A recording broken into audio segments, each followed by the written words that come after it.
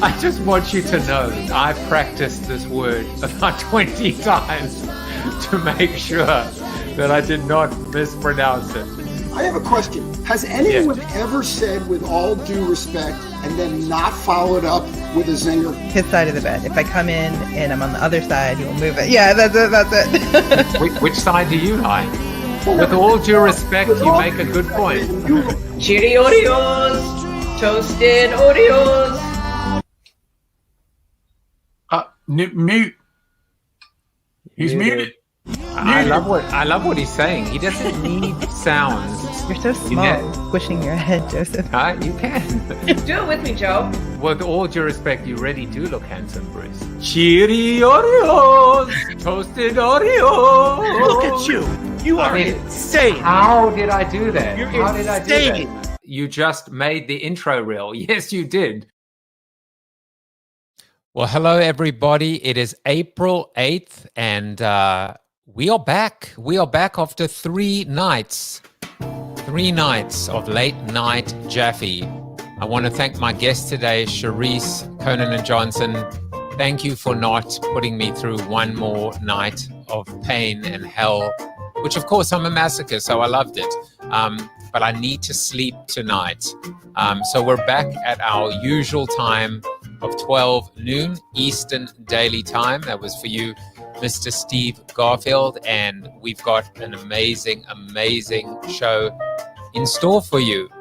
Today is National All Is Ours Day, and I was doing a little bit of research on it, and you can actually interpret it 2 ways. One is to look at nature, look at everything around, and believe, and actually, appreciate the fact that this is ours, that we have the ability to enjoy all these beautiful natural gifts. But the other one is appreciating everything we have. Even when we don't have much, what we do have is a blessing. This approach encourages counting those blessings and avoiding thinking about the things that we don't have. So enjoy the day.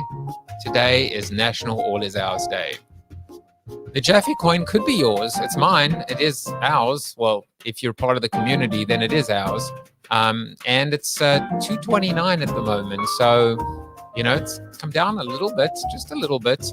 But maybe now is the time to buy into the expanding, growing Jaffe economy. And if you do, I appreciate it. And I appreciate Charisse Conanan Johnson. She is the author of A Wealthy Girl and managing partner at Next Street. She is my guest today, and we've been having a lot of fun together, going backwards and forwards. She promised me that she would complete the Google Doc on Wednesday, and she did not disappoint, although she left it until about midnight. So I guess I'm the masochist and she's the sadist, but that is fine. That is absolutely fine. Ann Bowman is here, and she loves the jazz. And my mom is here. Hi, Ma. She has not been watching lately because at 9 p.m. is about 3 a.m. in South Africa, and she's forgiven for not tuning in to her son's show about hope, positivity, and optimism. Let's do some birthdays, shall we? We've got Lisa Kaplan, my cousin here in Connecticut, Mr. Jeremy Geiger, and the amazing Roxy and Day Bumadu. Roxy, I hope you're watching today, and I hope you have an amazing day.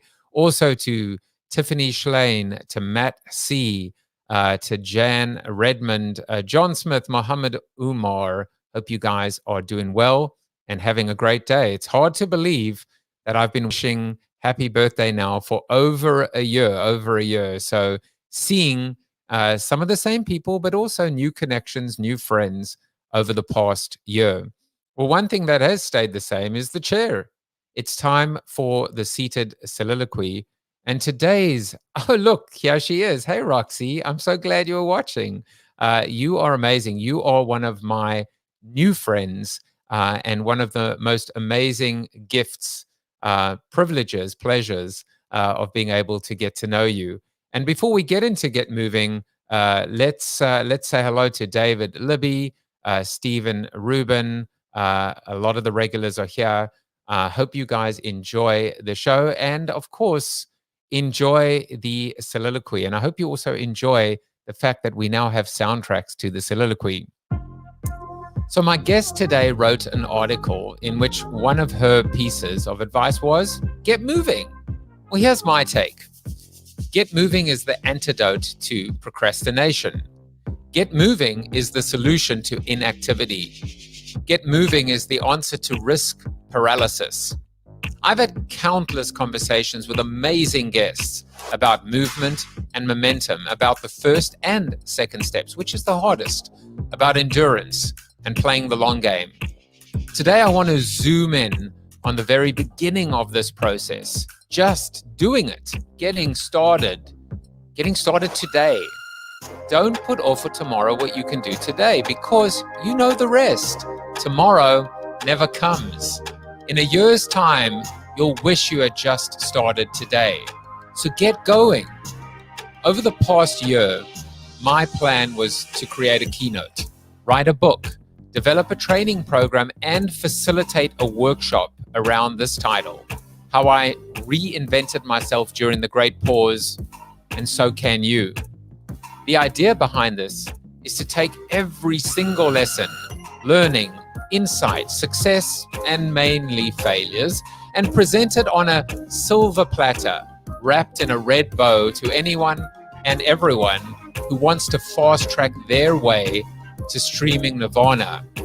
It is not lost on me that at this point, I still haven't written the book, developed the keynote, or launched the course, but then again, I do have this pesky daily show to have to attend to and produce. Or I could look at it a very different way. I've written a book, maybe two, in daily seated soliloquies alone. Similarly, I've delivered 233 plus daily keynotes, and with them, a real-time and open book case study on pivoting and going all in on passion, purpose, and joy. Finally, I've actively worked with both community members and a few clients, sometimes unbeknownst to them, to transform them into streamies. How? Through the practice of participation, involvement, and learning by doing. Most importantly, when I look back at my track record, I see a body of work, a portfolio, an archive, a treasure trove of proofs of concept that don't just say he can host, but prove it. So I want to leave you with one more axiom. If I had known then what I know now, I probably wouldn't have done it in the first place. I'm going to flat out reject that statement and replace it with this one. If I'd known then what I know now, I probably would have started it 1 year sooner. So something to think about. It's all about timing, it's all about momentum, and it's all about just doing it and getting moving. Well, now it's time to get moving with my guest today, Charisse Conanan Johnson, and a little bit of background on her. Charisse Conanan Johnson is a chartered financial analyst, the second in 2 days, and she's the original wealthy girl. Charisse is author of A Wealthy Girl, 7 Steps to Prosperity, Peace, and Personal Power. Charisse is a wealth expert, investor, business strategist, public speaker, and TV personality. She's the managing partner and head of the advisory practice at Next Street and creator of the Charisse Says platform. She has pursued a life of purpose by investing in financial markets, teaching, building businesses, and stepping out on faith. A graduate of Yale University and the University of Chicago Booth School of Business, Charisse resides in Chicago with her husband George and daughter Gabriel. Please join me in welcoming her to the show. Miss Charisse, welcome to the show. Thank you so much for having me. It is just a joy to be here. We did it. We did it. You kind of kept me hanging until midnight, but you produced. You say you're going to produce, you produced. I am a woman of my word and I follow through, which is all about what you said in terms of taking action. I thought about, you giving me a hard time if I didn't meet that deadline. And I also didn't want to disappoint you. And I know you have this daily show, and it takes a lot of planning, it takes a lot of hard work and coordination, and you're relying on me to give you what you need to be successful. And you didn't disappoint. In fact, I'm kind of overwhelmed with all the different angles and all the different ways to, to talk about the things that are on your mind right now and the things that you've written about in this amazing, amazing book. But before we do that, we have to deal with some fun facts about you. Things that we have found out by digging into your archives, by hiring private investigators, or by just reading the Google Doc. So the first thing we found out about you is you read with only one eye. And I mean, does this mean if you read with two eyes, you'd read double the amount? I wish it were that simple. And this is definitely a fun fact about me.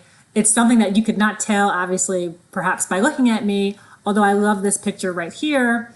And the reason that I read with one eye is that I have a condition known as strabismus, which, for those of you who don't know what that is, it's traditionally known as lazy eye and sometimes crossed eyes. But basically, the muscle in the eye doesn't work as strongly, and your eyes don't see in unison or read in unison. And so one of the other things apparent to this condition is I don't see in 3D. So 3D movies, meaningless to me. And my eye, like I said, can only scan one of them at a time as I read pages. So I've had this condition since birth. And so I've learned to conquer it. And part of who I am is a survivor of this strabismus. Some people can go blind. Some people might not recover their vision. But thankfully, I had a mother who recognized it very, very early on and got the treatment I needed. But I will always read with one eye, and that's fun about me. Well, some people probably say, that person's all business. I guess with you, they'd say she's all strabismus. But I did do my research, and I did find out about that condition. And it's, it's interesting. I guess maybe there's a slight superpower there, because when any sense is dulled, you become hyper aware and almost, energized or superpowered in the others. So I'll bet you probably still read faster and better than I do. I am a lazy reader, regardless of how many eyes I use. So that's one thing we found out about you. The other one is, and it's amazing. This is one of the three things you choose to share with me. So it's got to be important that you and your husband are, I don't know, is this almost a confession, a guilty pleasure? Mr. Gordon Ramsay is in your life? That's right. It's the guilty pleasure. You named it. And part of one of the ways in which we just like to enjoy ourselves is to watch YouTube. He's a huge YouTube fan. And he put me on to Gordon Ramsay.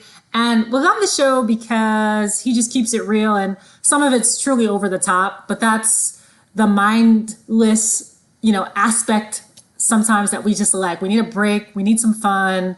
And a lot of times he's working with entrepreneurs, right? And small business owners, restaurant owners, chefs who are trying to also run a business. And so that's the angle too that gives me a lot of joy and fun, because this is the kind of hyperbole of what perhaps you should not do. And Gordon, he's just a personality that we enjoy.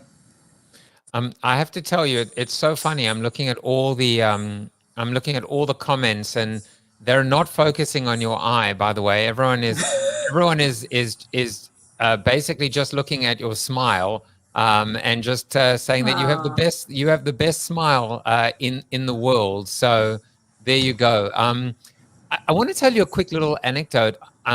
I remember I was giving a keynote in Coventry, and we were like, it took place in almost like an old castle or an old manor. Most magnificent grounds I think that I've ever been on. And I was in my room, and I switched on the television, and Hell's Kitchen or Kitchen Nightmares or Confidential, one of his shows. And in the UK, they don't bleep any of the swearing. And I actually watched the entire episode with the swearing as it, as it actually sounds in real life. And it was very weird watching it. I felt a bit uncomfortable. I don't mind swearing, but watching it without the bleeps, there was a weird inauthenticity to the authenticity, if that makes any sense, because it's almost like the bleep is part of what I love about him too, not the actual words underneath the bleep. That's right. That makes a lot of sense. I love the articulation of the inauthenticity of that. I mean, when you get to see people's personality truly come out on screen and they say exactly what's on their mind, there's just no substitute.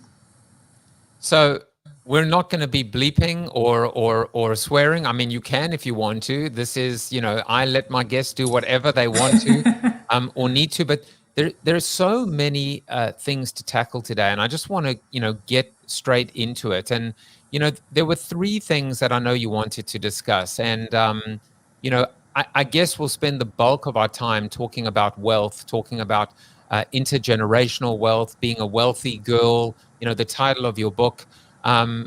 You also wanted to discuss what is so important, right, which is opportunities for Black female entrepreneurs, and then the third was injustice in general, and and of course the George Floyd case that's going on right now. So let me give you the choice. What do you want to talk about first? Why don't we talk about some wealthy girl?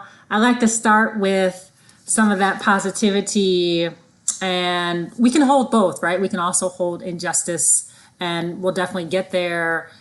So why don't we start there? All right, well, let's do that. So you wrote an article, and it was in this article that that became my muse, my inspiration for today.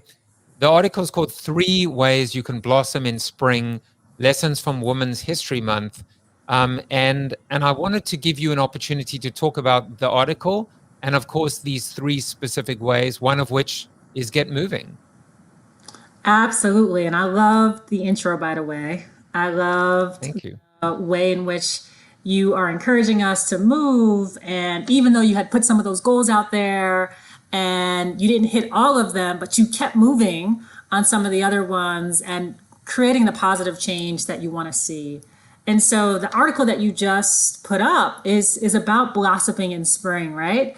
It is spring. It's a new season. Many of us have big ideas, have things that we want to do, but oftentimes don't know where to take that first step, don't know how to take action. And so I was putting out the question, whether someone wants to start something new, how do they go about it? What can they do to ensure that they can take that next step? And because it is spring, it's a new season, we should think about that in the context of newness and really taking that step out on faith. And so one of my inspirations that came out is my own desire to write a book over the last year. In actuality, I started writing this book back in March of 2020. Literally, the way that we were connected, right? My publisher, Melissa Wilson, let me know, I got introduced to her by a mutual friend that, hey,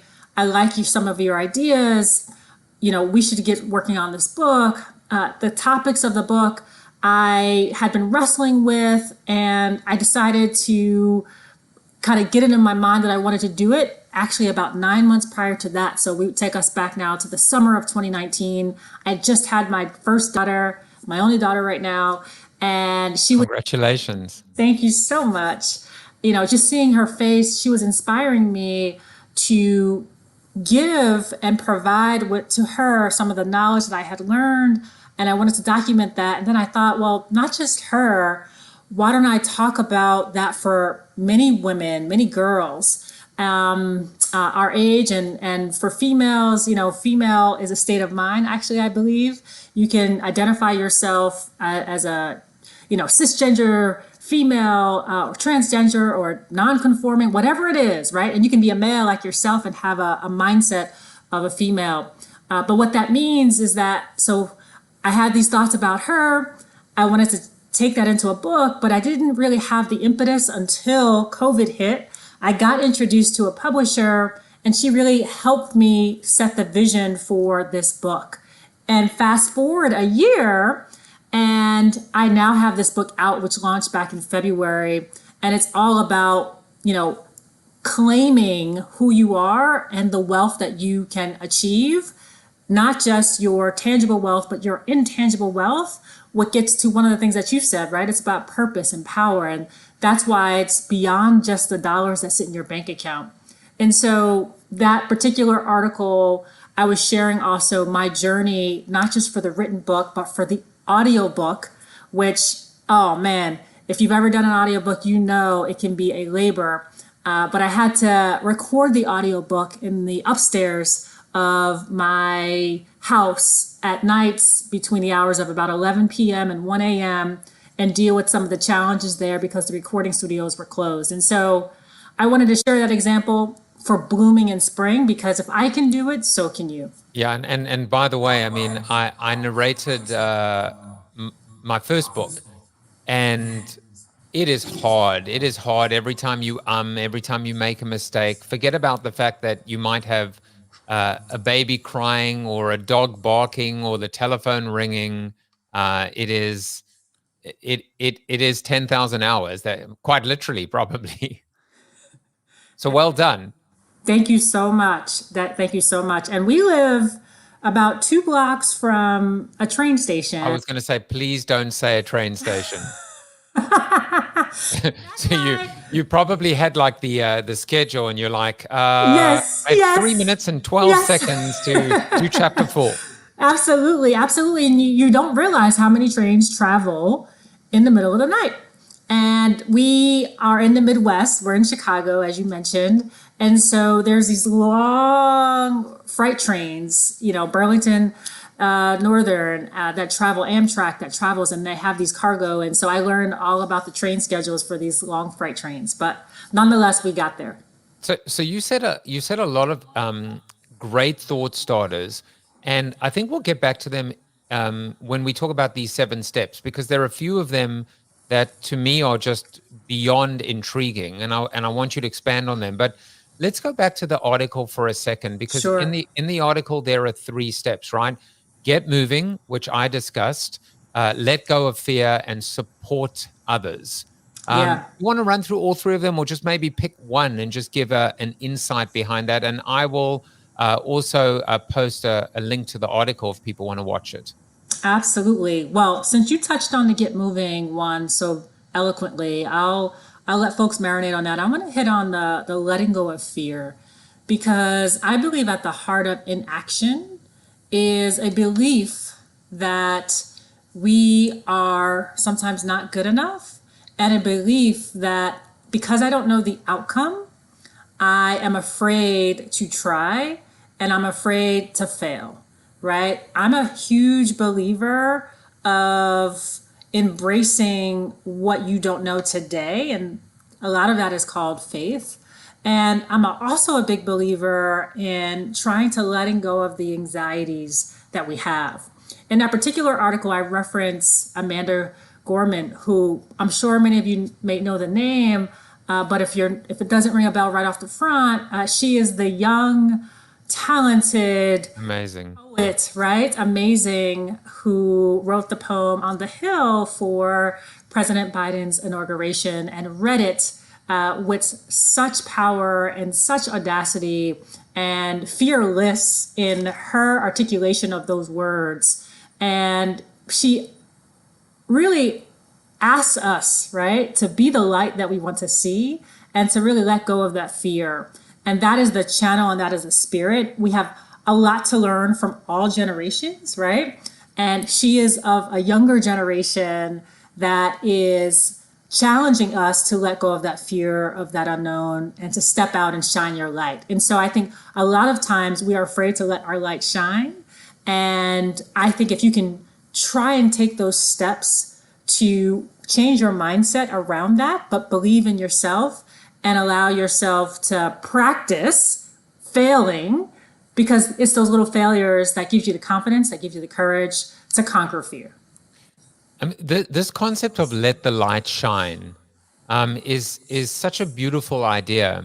And, you know, we all see her and her poise and her, you know, game-changing performance. And I never stopped for a second to think how absolutely petrified she must have been on a global stage. And she didn't just deliver, she crushed it. She didn't just crush it for girls. She didn't just crush it for African American girls. She crushed it for poets. The amount of people that I've heard lately reciting poetry, she unlocked multiple categories all at once. And I don't think we've seen an arrival on a stage, on such a high profile, high stakes stage like that in a long time. That is absolutely correct. I mean, even if I ask people who else performed that day, people were challenged, and you had some pretty big performers also contributing to that day. And she says, you know, in her poem, if you are brave enough to see it, then you are brave enough to be it. And so, yes, I think she was probably scared, right? She was probably had some fear and trepidation, but I'm sure she practiced a ton. And I'm sure all of the experiences that led up to that moment had prepared her so much. Right. Stage just is the manifestation. It's the end goal, right? I'm a huge sports fan, and I played sports all through childhood.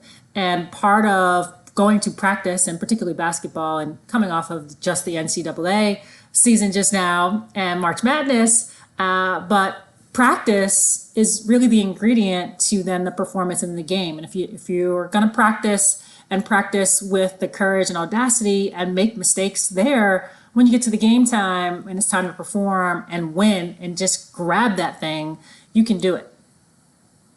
Well, Anne Bowman says she was way better than Gaga. So, but by the way, I mean, I remember, and I was thinking about it. There was Lady Gaga, there was J-Lo, right?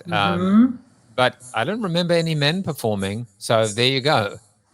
Yeah, absolutely. Maybe there were, maybe there weren't, but they certainly didn't make, you know, that impact.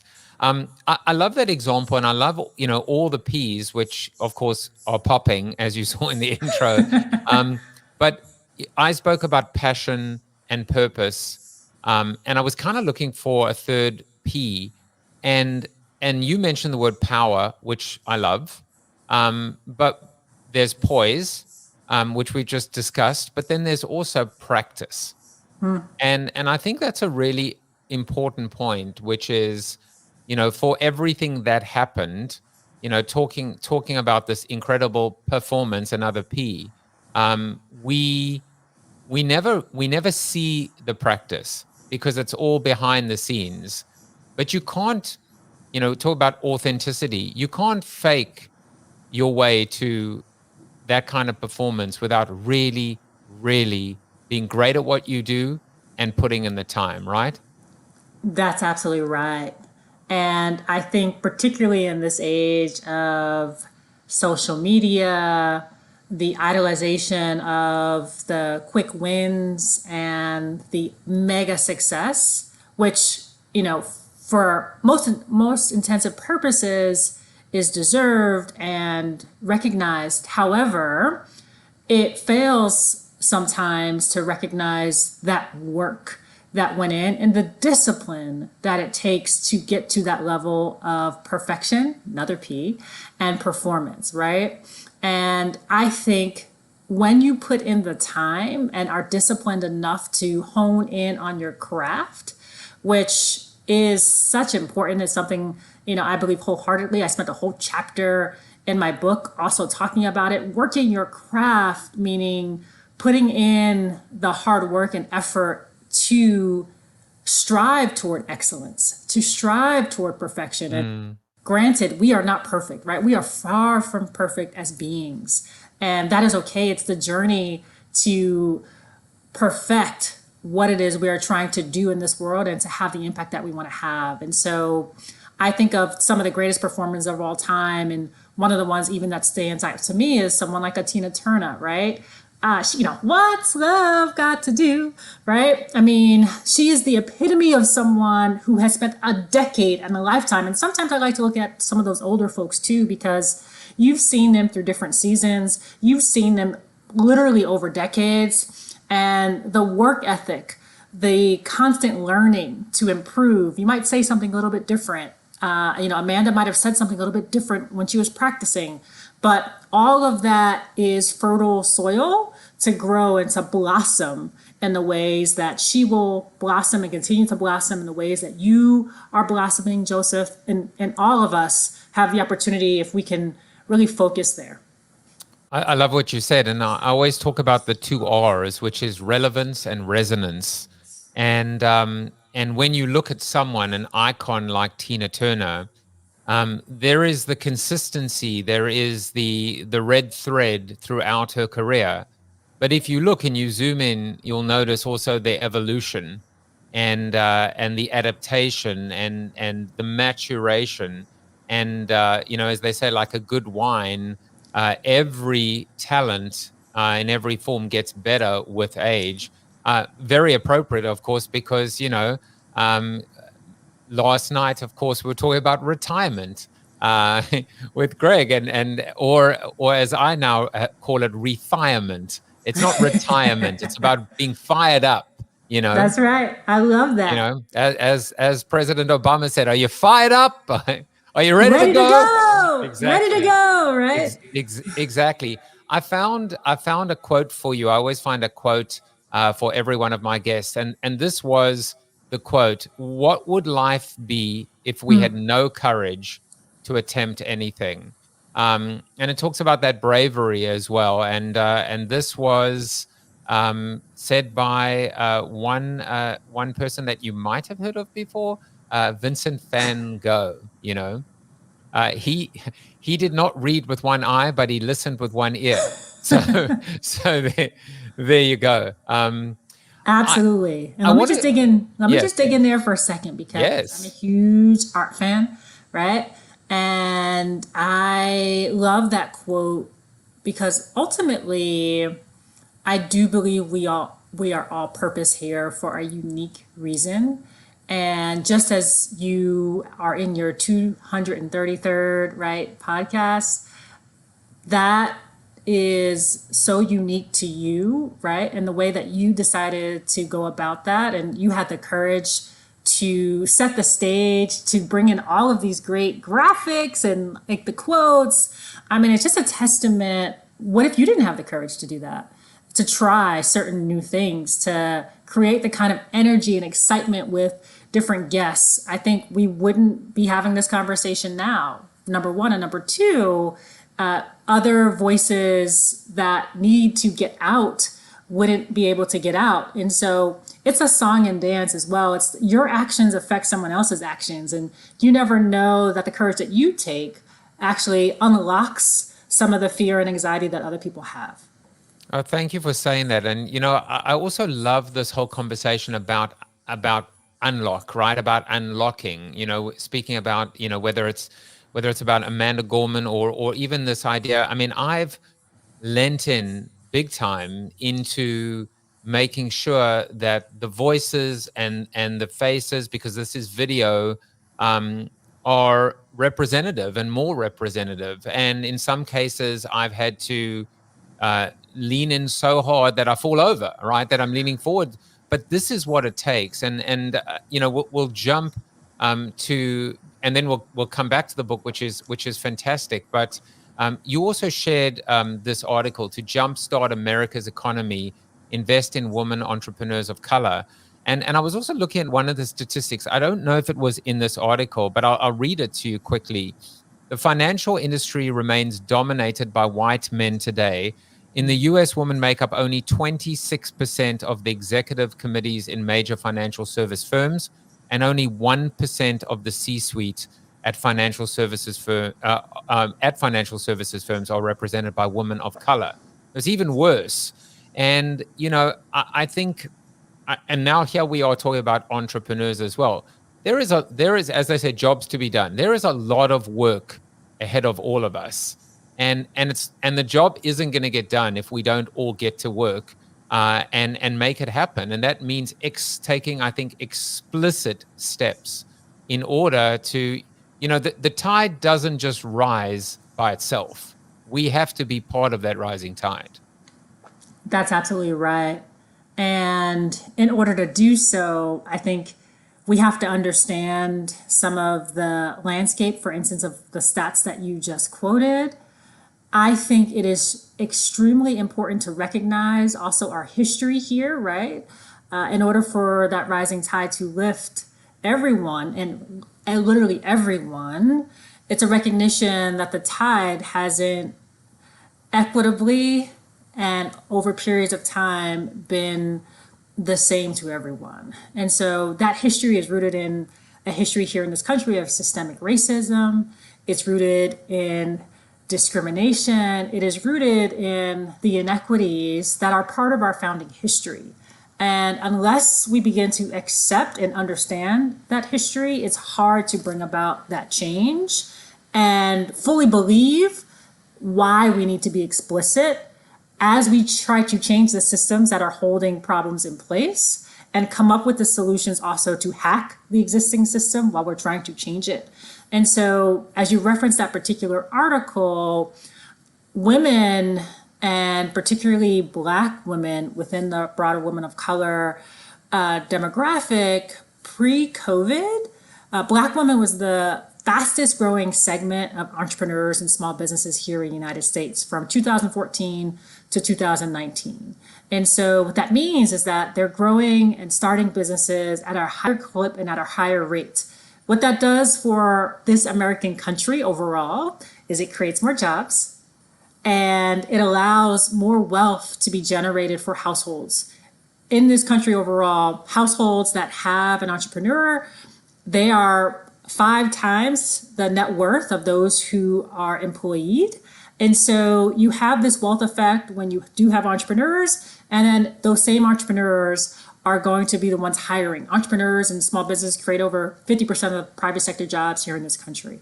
And so this is about innovation. This is about solving problems. And if we continue to invest in a specific demographic that is leading the way, then we solve more of our country's problems. We innovate on solutions. And so this is an American issue. It's an American opportunity.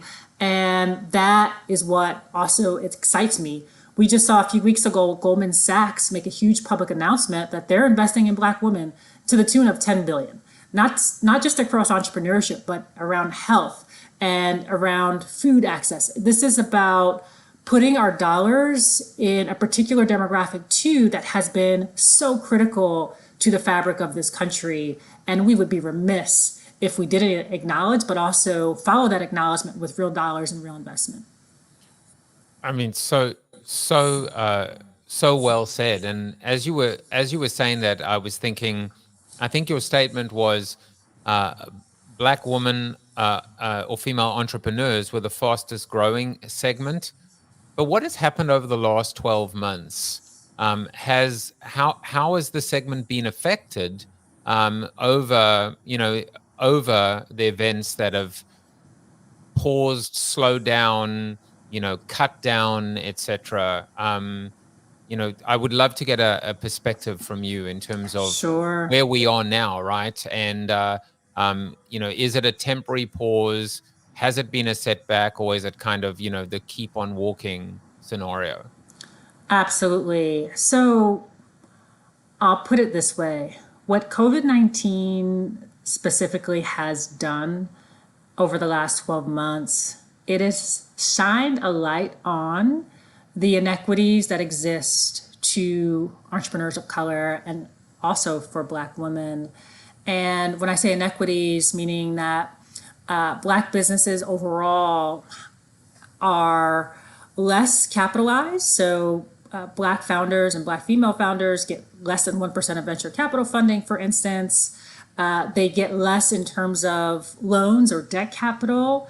And when they do get capital, they get it at rates and at amounts that are much lower than their white counterparts. And so when you have a event, and an unprecedented event, a negative event like COVID-19, you kind of exacerbate some of those inequities. And so as an effect, over the last 12 months, there have been, and the data has shown, about 40% of Black businesses have closed their doors, right? And the segment within that of Black women, the data is a little bit harsher to parse out, but you can imagine that they're a big portion of that number. And so when we think then about the inequities that have been exacerbated, although I said to you, Black women have been the fastest growing segment, the average revenue pre-COVID was around $24,000 for that business, which tells us that those businesses are more solo proprietors or businesses with one person, right? And those businesses are not as high in terms of the revenue or profitability. So if an American Express came out with a study, like if you actually had businesses owned by people of color, get to the same revenue opportunities, then you'd create millions of jobs to the tune of over 2 million in this country. So I think when you take some of the stats that have come out, more closures, when you pull in then less access to capital, when you pull in then revenue, what do we then need to do if we know that this was a fast growing segment to now, because people are way more aware of some of the inequities, reset the system and the way that capital is flowing to these businesses? How do we then provide the support necessary to grow and to grow at levels commensurate with some of their white counterparts, but also in their own vein? And we'll talk about the intangibility of some of those assets. And then how do we ensure that there is, again, enough of that found and groundswell and capital to make sure that they get sustained in industries that can create that kind of wealth? It's such an important point, this idea of to use your phrase, reset the system. It's almost take stock, recognize, and then balance, right? Balance it out. And it comes back to, I think, how you riffed on the idea of the rising tide, and you said, yes, except for the fact in some communities it's been, the water overflows, and in others it's, it's barren and you can't find a trickle. And so that tide has to be consistent, I think, across the board. So I'm really glad that you mentioned that as well. I wanted to ask and Joseph, you, let me just say, just as an example, just to bring it to life for folks, when you have that intentionality then around resetting the system, one of the major ways in which capital was flowing in COVID-19 was through what's called the Paycheck Protection Program, or PPP, which was part of the stimulus that came out last spring. And in the initial flowing of that capital went through our traditional small business and administration system. This is the system that was created with the intent of trying to create more equitable access to capital, but over its history has only had about 5% of its debt really go to Black-owned businesses. And so in my work, for instance, at Next Street, where we're at really the center of making sure more capital and customers and services get to small businesses that have been systemically held back, we worked, as an example, with Cook County, which is where Chicago sits, to design a program that really was an alternative to what PPP was providing. It could provide grants, but it was an intentionality around how do we reach some of those business owners of color, women, and the results of that program were astonishing in terms of the number of grants as well as education and advice that ended up going to business owners of color. And so being creative, but also being intentional about, again, that rising tide that can go equitable. Sometimes that's part of the reset in devising the solutions with frame in mind. And we were able to get over, close to $17 million in grants, just as an example, to predominantly business owners of color. That's amazing, and it prompts me to hit this button. You get the applause button. But so let's get into the book for a second, and I'm going to make sure that there's time to ask you one almost an umbrella question about the book and the positioning. I am making sure that if you look in the comment section right now, you can see where to buy the book on Amazon. So I've just made sure that all the various platforms have that link as well. But in Wealthy Girl, first of all, you describe yourself as the original wealthy girl. And that it's a provocative statement, and I love it. But I want to hear in your words what you mean when you say the original wealthy girl. Absolutely. I love that question because as I was trying to figure out what to call this book, right, I went through probably about 50 names. And as you know, because you've written a book before, that name is really important. And so you don't want to cheap shot it, right? It matters. And I wanted to impress upon the person picking up a book that they see the cover and they see me on the cover, which epitomizes, I'm trying to say that I am an example of a wealthy girl. And one of the first things, though, that I encourage readers to do when they open up that first chapter is to imagine themselves claiming, I am a wealthy girl. And so in setting that initial intention and in setting the parameters around, hey, own a wealthy girl, because I've coined that term, I classified myself as the original wealthy girl. Funny enough, though, my grandmother classifies herself as the first wealthy girl. And she's correct in that because she's appropriating and taking that same concept because she birthed my mother and my mother birthed me. She's the first in our line.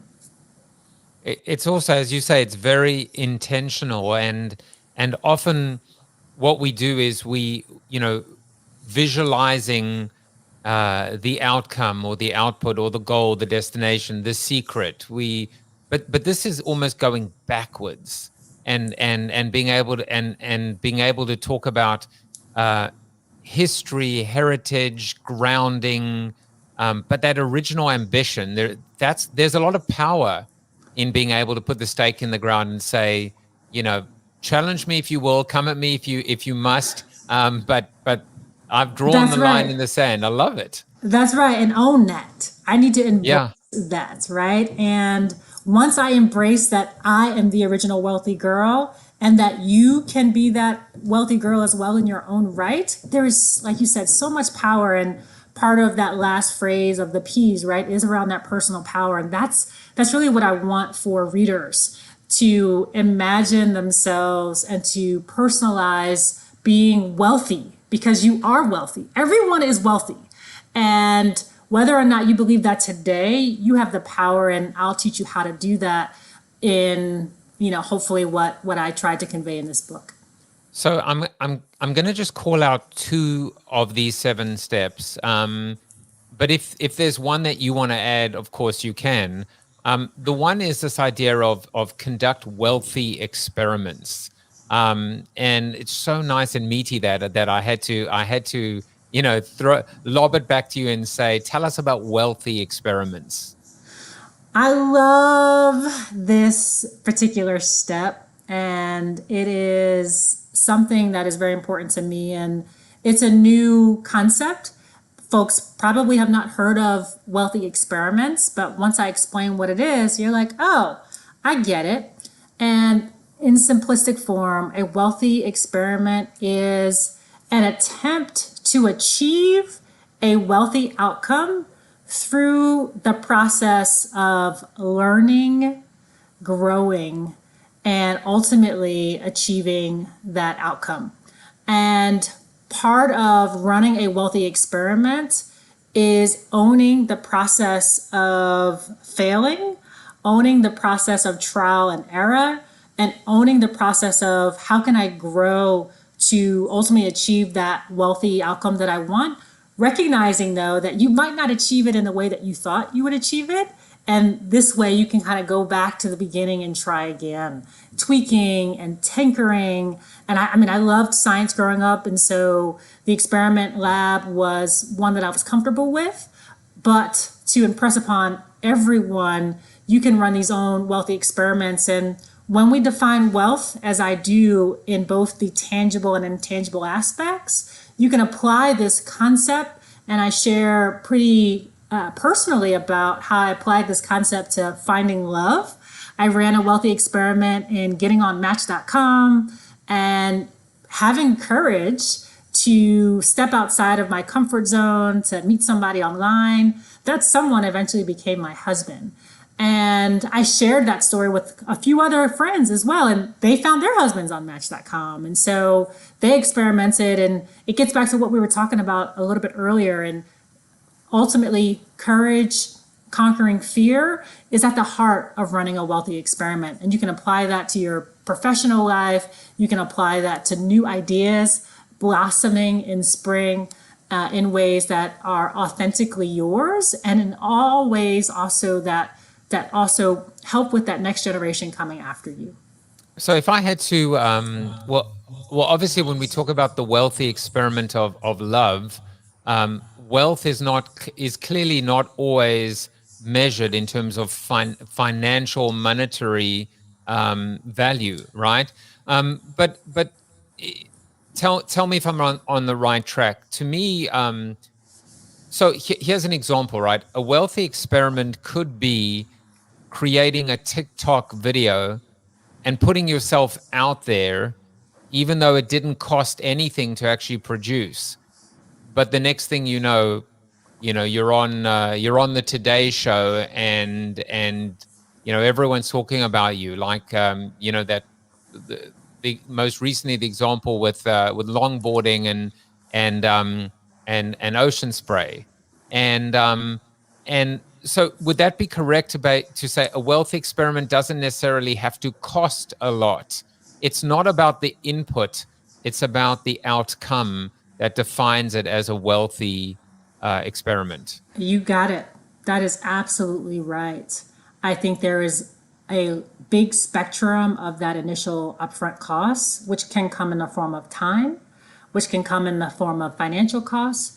It can come in the form of emotional, right? Psychological costs.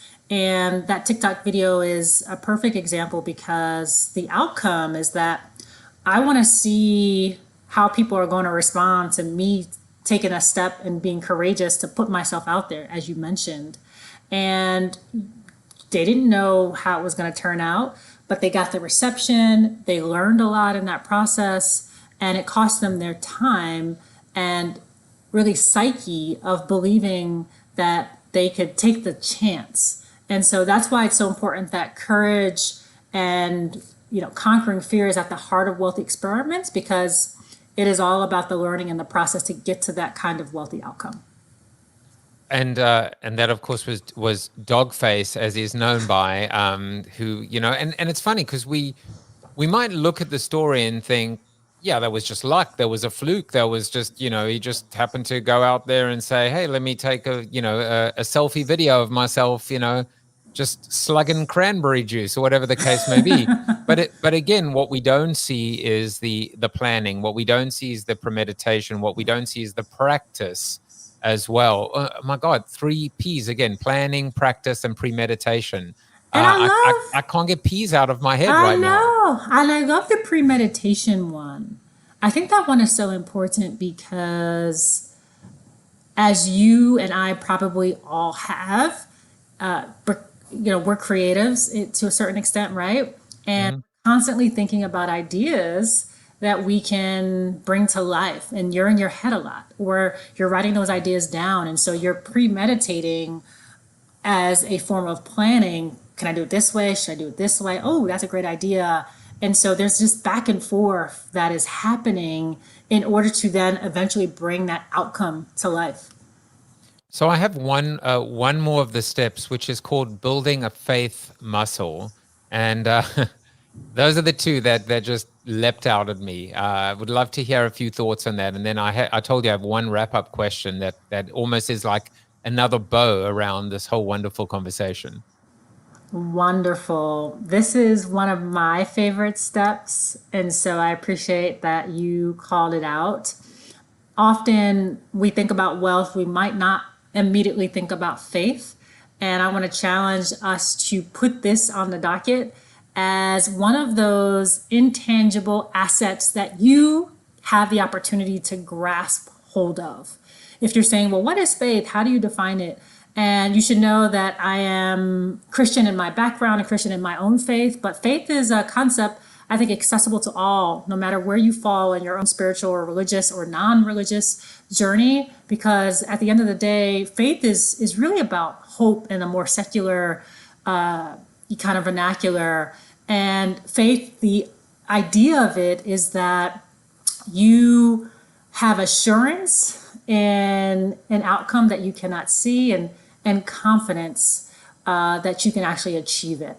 And often you might get help in doing that. And for me, that power comes from on high and my Lord and Savior. But for others, it might come from other people. It might come from a different source of strength. And when you put the time in to build a faith muscle, which is, again, believing in an outcome that you cannot see just yet, by one, practicing, exercising that faith muscle when you experience setbacks or disappointments to an outcome that you might not have expected for yourself, you can begin to sharpen your ability to deal with life's blows that do come, but you can also sharpen your ability to take advantage of opportunity. And that's such an important part of that faith muscle, because you've built up the stamina. And again, I go back to the sports analogy and training yourself in order to do so. The other piece about building a faith muscle is that when you think about that outcome that you might not desire, or that might not show up as you desired, it's so important to surround yourself with others that can be faithful in your place, or while you're still kind of working through how you're going to achieve that thing you wanted so badly. I share a personal story on my own journey to conceiving my child, and how I needed to rely on the prayers, but also the supports of other people when it was hard to see and envision myself being a parent, because, it wasn't going so well, at least in my own timetable. And I want to encourage folks out there, for the things that you want so desperately or so badly, to one, surround yourselves with the support, but also recognize that things might not happen how you want them to happen or in the timing that you want them to happen. But if you can keep resting on and believing in and practicing that assurance in an outcome that you cannot see, you're going to get closer to being able to be satisfied and content with the journey, wherever the outcome might take you. Right. And again, it brings us back to, point number 3 of that article you wrote, which is support others.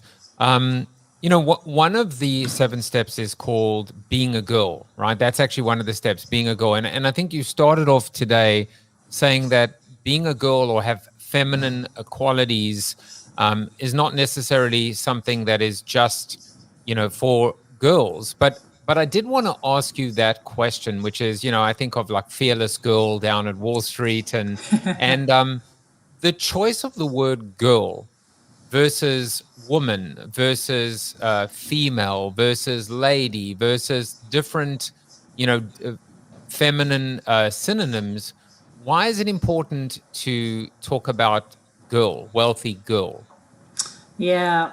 So a couple of things I will say here is, in this current day, and I'm just over 40, and I'm proudly, say that.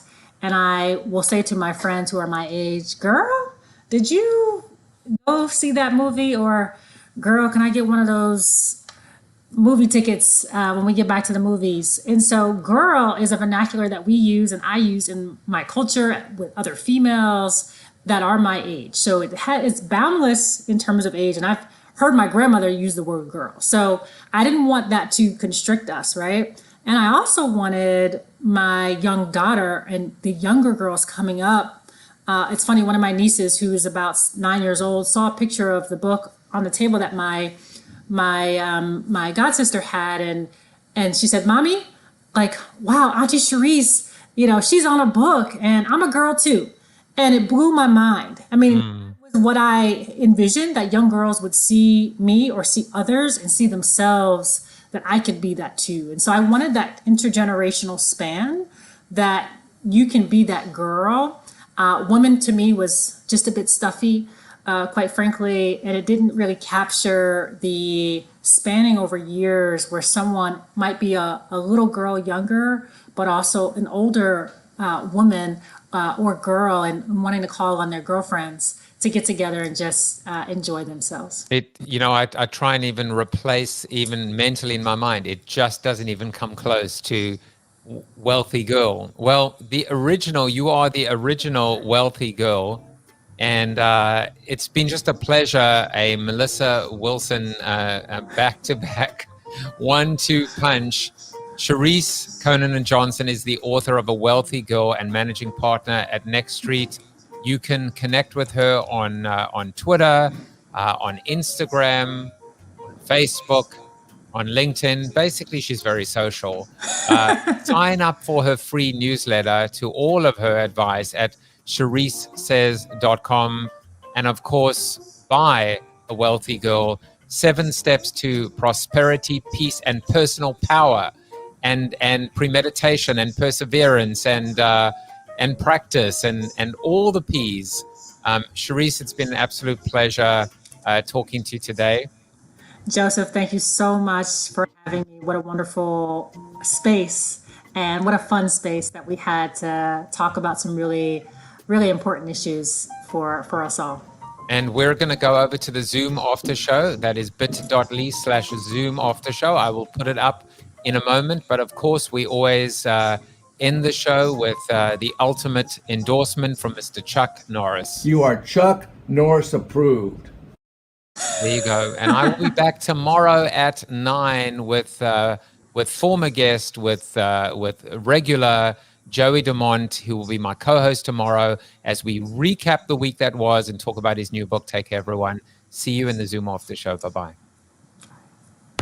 Thank you for watching the show about hope, positivity, optimism, and if there's time left over, a little bit of marketing with your host, multiple author, and global keynote speaker, Joseph Jaffe. If you like the show, tell a friend or two. Please subscribe to the show, and if you want to get inside news, previews of upcoming guests, and much more, visit josephjaffe.com/subscribe to sign up for the show's newsletter. And despite the best ministrations of your wife, you still look ugly.